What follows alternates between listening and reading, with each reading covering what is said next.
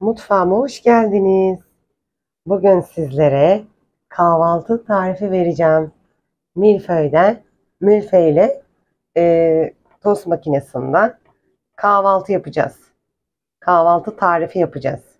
Malzemelerimiz gördüğünüz üzere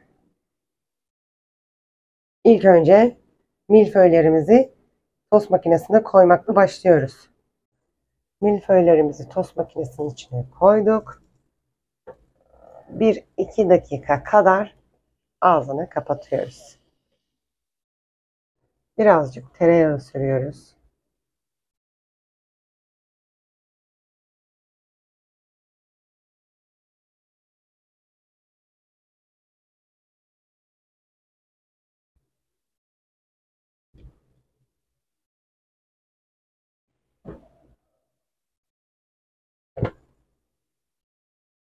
Şimdi sucuklarımızı dizeceğiz.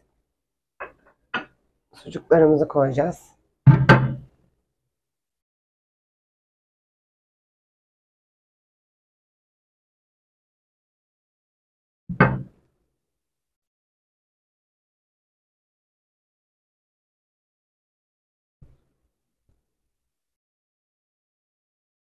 Tekrar kapıyoruz.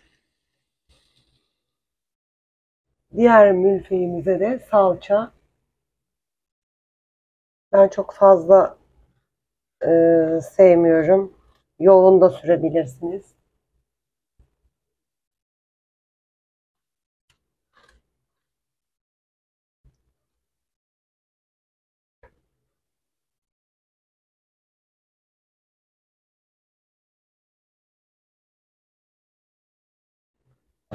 Şimdi son olarak kaşarlarımızı yerleştiriyoruz. İsterseniz bunun içine dilediğiniz malzemeleri koyabilirsiniz.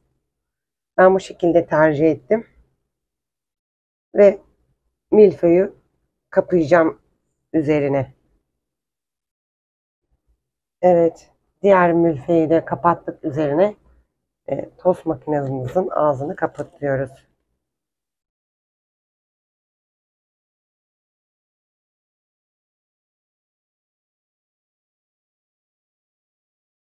Tost makinesinde milföy tostumuz kahvaltıya hazır.